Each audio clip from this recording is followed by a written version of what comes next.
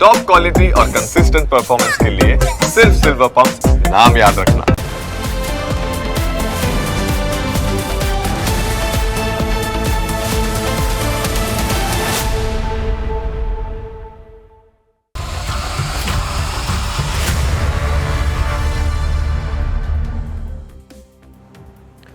વડોદરામાં સંબંધોને શર્મસાર કરતી ઘટના બની, જેને સાંભળીને તમારું હૈયું કકડી ઉઠશે। એક બાપ પોતાની જ દીકરી ઉપર રેપ કરવાનું કેવી રીતે વિચારી શકે?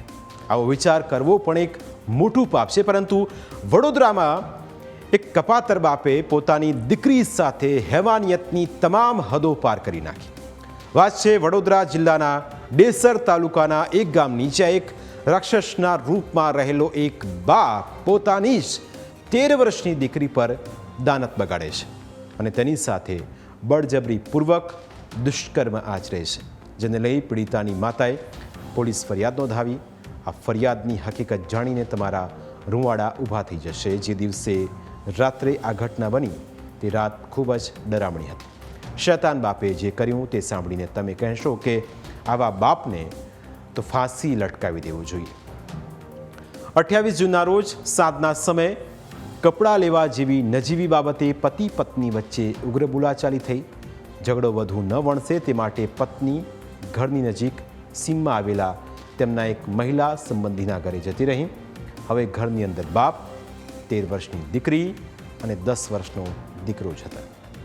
સાંજે રિસાઈને ગયેલી બે બાળકોની માતા રાત્રે 12 વાગે પોતાની બહેન સાથે ઘરે પરત ફરે છે।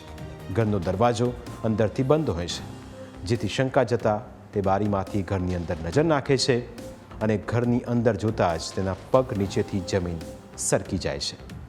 આપણને તો બોલતા પણ શરમ આવે, અજુગતું લાગે, પણ મહિલાએ બારીમાંથી જોયું કે સગો બાપ પોતાની સગી દીકરીના મોઢામાં કાપડનો ડૂચો મારીને રેપ કરતો હતો, જેથી તે બૂમો ના પાડી શકે। એક માતાએ અને બાળકીની માસીએ આ દ્રશ્યો જોયું તો ખૂબ જ હેરાન કરનારું હતું।